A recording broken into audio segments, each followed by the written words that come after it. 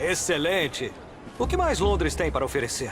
Fumaça, putaria e capitalismo, meu caro Jacob. É isso que a Inglaterra na Revolução Industrial tem para lhe oferecer. E o vídeo hoje vai ser sobre isso.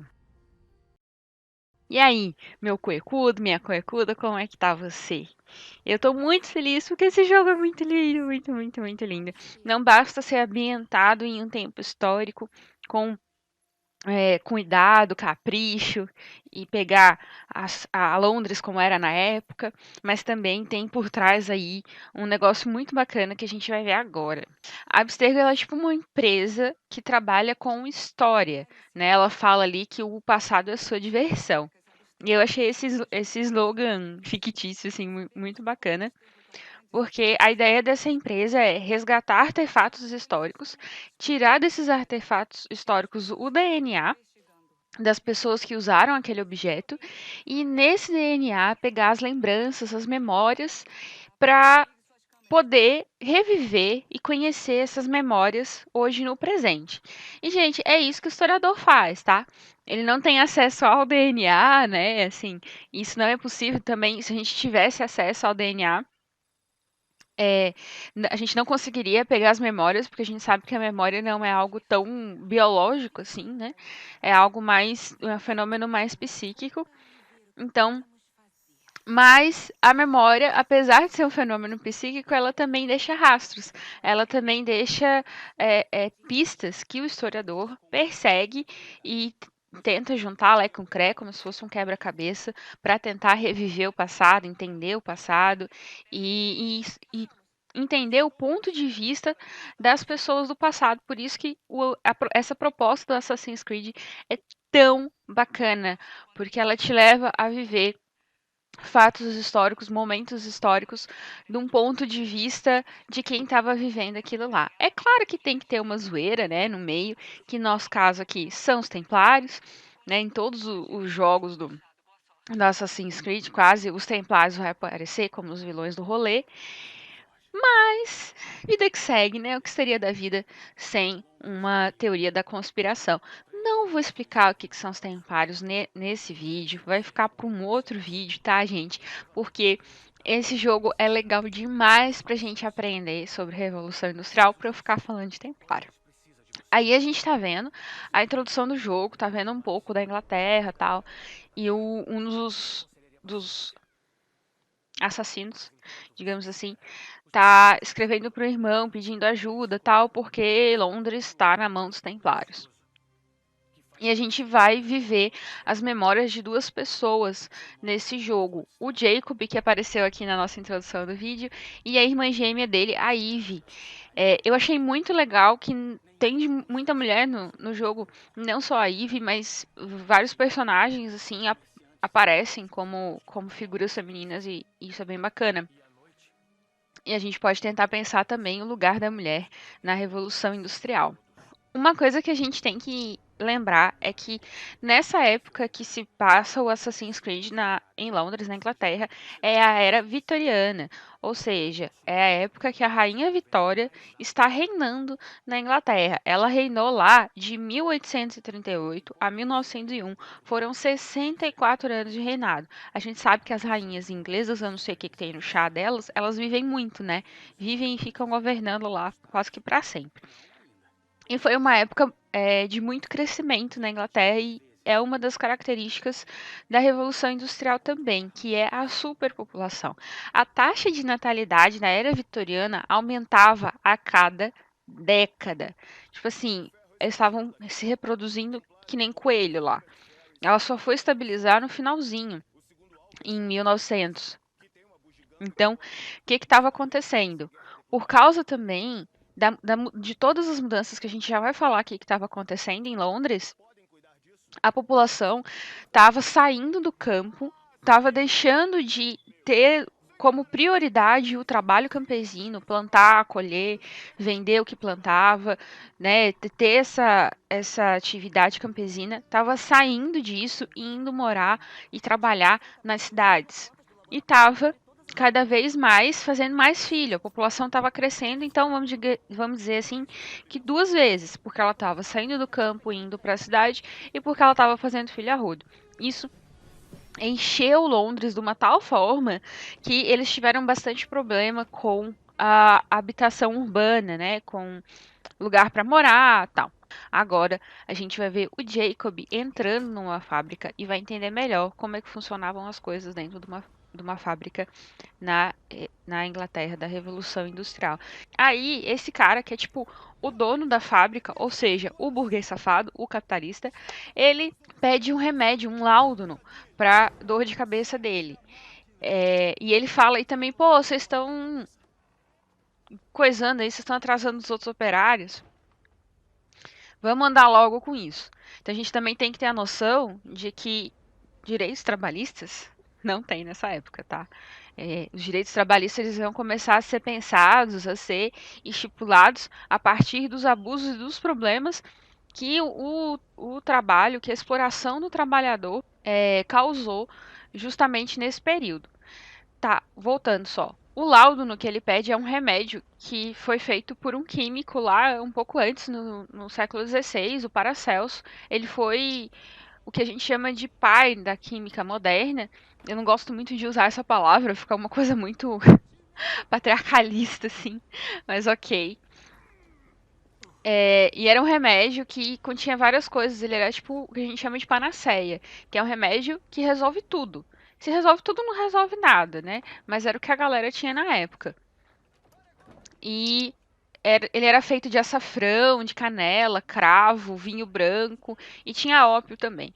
Só que o ópio ele causava vários problemas em quem tinha problema no coração, problema respiratório, e esse remédio acabava mais matando do que ajudando alguma coisa. Tá. E aí a gente vai aproveitar que o Jacob tá fazendo o parkour dele aí, ou pelo menos eu tô tentando fazer ele fazer parkour. Vocês vão ver isso muito durante os vídeos, que eu sou péssima em videogame, mas que uma hora vai. E ele tá. A gente consegue ver o contexto da fábrica, né? Então, essas engenhocas muito grandes, muito vapor por todo lugar, porque era a força motriz disso, da mecânica, né? Que eles tinham acesso à época. E para isso, você precisava de água e de carvão, né? Você pega um negócio de água grande, bota o carvão embaixo, coloca fogo no carvão, o fogo, o calor vai aquecer a água, então era um ambiente quente, né? Assim, talvez isso não sei se era um grande problema, porque, enfim, Inglaterra é frio. Mas esse calor faz a água ferver, a água fervendo, ela evapora, e o vapor é uma força, quando ele é, tipo, comprensado, né? Ele expande e aí ele move os pistões. Aí até agora a gente tá vendo um pistão ali atrás. E o pistão move outra coisa. Então, para quem também está estudando física aí, é uma conversão de forças, né? De uma força térmica para uma força mecânica. E aí o Jacob ele tá sabotando a fábrica para conseguir matar quem ele tem que matar, que é um burguês safado. Eu adoro esse jogo, porque o que eu mais faço nesse jogo é matar burguês safado. Cara, repara na música enquanto eles lutam. É tipo uma música vitoriana clássica, assim. E ele lá, metendo a faca nos burguês safados. Tá, enquanto ele faz esse negócio aí, a gente vai entender por que esse Assassin's Creed chama Syndicate. Syndicate em inglês, sindicato, ele foi nessa época também por causa dessa exploração dos patrões, dos donos das fábricas em relação aos trabalhadores que surgiu o sindicato, que é quando os trabalhadores se unem para tentar aí negociar com o patrão seus direitos, melhores condições de trabalho. Em alguns livros didáticos ou até mesmo na internet, se você pesquisar sobre Revolução Industrial, vai ter um tópicozinho lá sobre por que a Inglaterra foi pioneira na Revolução Industrial. Cara, eu acho essa pergunta muito complicada, porque é como você perguntar por que a Grécia foi pioneira nos mitos, assim, sabe? Na mitologia grega. Fica meio você querendo olhar para trás e ver que as coisas só podiam ter acontecido como aconteceu. Não, calma aí, sabe? Claro que a Inglaterra ela tinha fatores que ajudaram a Revolução Industrial a acontecer, mas a gente não pode entender isso como o destino glorioso da Inglaterra era fazer a Revolução Industrial, né? O que que aconteceu? A burguesia na Inglaterra ela já vinha consolidada há um certo tempo, ela estava muito forte no comércio e ela estava juntando capital já há algum tempo. E aí, a Inglaterra ela também tinha um tratado com Portugal que ela tinha privilégios de impostos, de tarifas portuárias para com Portugal, que os produtos dela eram mais fáceis de ser vendidos lá em Portugal. Então ela já tinha um mercado consumidor português mais assim esquematizado, mas ok. E aí juntou também que nessa época já estava tendo mercado consumidor na Ásia, na América do Norte, na América do Sul, na África também. Então, essa grande produção de vários produtos, de roupa, de sapato, enfim, do que você imaginar que era produto nessa época, a produção aumentou muito, muito, muito, muito mesmo. Gente, é que eu vou falando e eu não lembro o que é que vai vir depois, tá? E eu me lembro que o discurso desse cara eu achei interessante. Ele tá falando que a produção não deve ser parada, que eles exigem que mais ferro seja produzido a cada dia, porque o ferro, ele era a matéria-prima básica para várias coisas, assim. É como o plástico pra gente hoje, sabe? A gente, enfim, faz tudo com plástico, eles faziam tudo com ferro. E aí a gente pode pensar que ali eles estavam já num embriãozinho de sindicato, discutindo as coisas, os direitos, falando assim, pô, a gente vai ficar sendo cobrado de produção, de tanta produção até quando? É bem legal que eles colocaram várias chaminés soltando fumaça no videogame inteiro, assim. E é bem interessante, porque era isso mesmo, tá, gente? Era chaminé o tempo todo. Porque nessa época o motor a vapor ele foi inventado e a galera, tipo, ficou muito fã do motor a vapor, porque ele facilitou muito a vida. Então eles começaram a meter a vapor em tudo, não só no trem, mas eu estava falando antes que eles estavam nessa grande produção de produtos finais, né? De produtos a serem vendidos, porque uma das grandes mudanças da Revolução Industrial, uma das grandes características da Revolução Industrial, você tem que colocar isso na sua cabeça, é a mudança no sistema de produção. A gente sai da manufatura para a maquinofatura. O que, que era a manufatura? A manufatura é você fazer as coisas com as mãos. Então, um artesão, quando ele ia produzir, sei lá, um sapato, ele conhecia todo o processo, ele tinha domínio de todo o processo. Então, ele ia lá, ele comprava o couro, quando não, ele matava o bicho, curava o couro, né, para produzir o seu próprio couro. Ele ia lá, pegava, não sei do que era feita a sola do sapato naquela época, pegava o material de fazer a sola do sapato, tal. Aí ele ia, cortava o tecido do sapato, cortava o molde da sola. Aí ele pegava o prego, colava o tecido no sapato, nananã. Ele produzia o sapato todo. Ou, numa mesma sala, no mesmo aposento, ele e alguns outros poucos artesãos, tipo, sei lá, imaginei uns 4, 5 no máximo, faziam sapato e depois eles mesmos vendiam aquele sapato.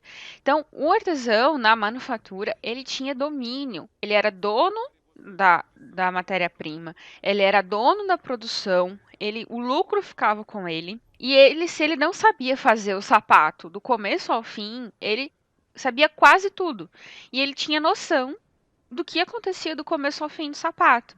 Quando a gente passa para esse esquema aí de maquinofatura, o trabalhador ele perde essa conexão, ele perde esse domínio total da linha de produção. E isso depois, spoiler, o Karl Marx vai aparecer no jogo. Não vai ser nesse vídeo, porque eu ainda não cheguei nesse ponto do jogo. Mas mais lá pra frente ele vai aparecer e eu vou usar essa parte para explicar a teoria do Karl Marx. E uma das coisas principais também é que antes, lá na manufatura, o trabalhador, né, o artesão, ele era dono da matéria-prima e do lucro. Agora, quem é o dono disso é o capitalista, né? Ele é dono da matéria-prima e do lucro. E aí a gente vai ter outros conceitos como mais-valia, mas eu estou adiantando demais o outro vídeo. Enfim, isso tudo para dizer também que uma das principais características da Revolução Industrial é a mudança nas classes sociais e nas relações de trabalho, né? São duas coisas intimamente ligadas. Antes você tinha uma sociedade mais organizada em estamentos, né? Tinha lá uma nobreza, um clero, o plebeu, o campesino, nananã. E agora você vai ter operário e capitalista. Você vai ter a baixa classe social, vai ter a classe média, vai ter a alta classe social. Tudo mais organizado no poder aquisitivo e no quanto de capital acumulado essas pessoas têm.